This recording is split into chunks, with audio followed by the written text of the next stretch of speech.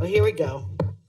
Another Republican bill that continues the extreme right-wing crusade against American freedoms. The bill, like all the rest of the Republican bills, anti-abortion, anti-gay, anti-diversity, anti-freedom.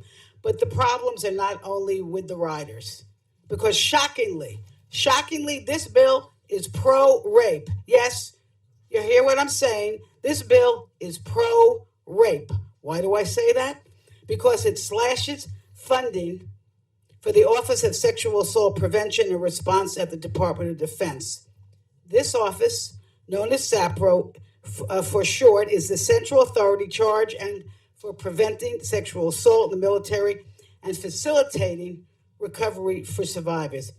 It promotes military readiness by reducing incidents of sexual assault through prevention, advocacy, and oversight through the DoD community, training service members to prevent and respond to these incidences, and prepares a report to Congress on the progress we're making, which, very sadly, we need so much improvement.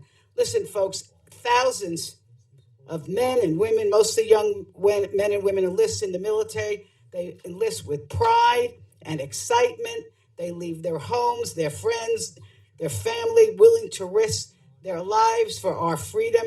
They endure weeks of intense training, learning teamwork, sometimes hand-to-hand combat, how to use weapons, working to get into peak physical and mental condition. And now my Republican colleagues want to put them in jeopardy because it seems like you care more about tax cuts for the wealthy and the profitable corporations than preventing sexual assault on military bases, a pervasive issue in the military. And it's un-American.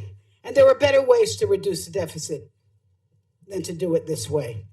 Because this is a problem that needs more resources, not less. And let me remind you that both the Bush and the Trump tax cuts for the very wealthy and for the profitable corporations, if you added it up now, could have reduced this deficit by $10 trillion already.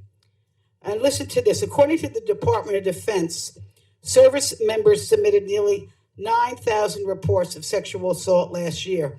That's just what was reported. And this is on men and women. I think back to the tragic story of Vanessa Gillen, a service member at Fort Hood military base, who was murdered after she was sexually assaulted and raped because her attacker didn't want her to talk.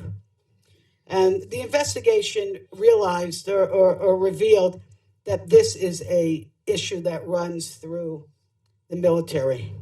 And, you know, the good news is that this Congress, on a bipartisan basis, enacted critical reforms to address sexual assault in the military.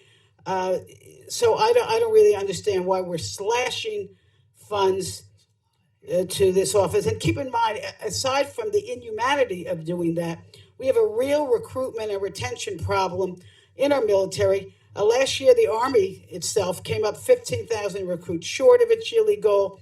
And according to the Pentagon, less than 10% of young Americans are even interested in a military career. Well, I guess if you want to be raped, sign up now, right?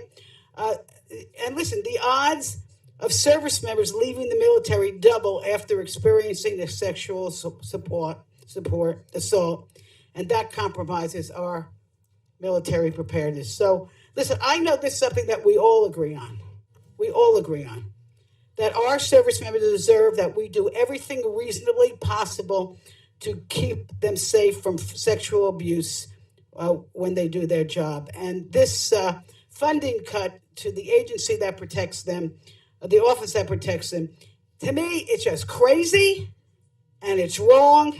And this bill takes too many steps backwards. And I yell back.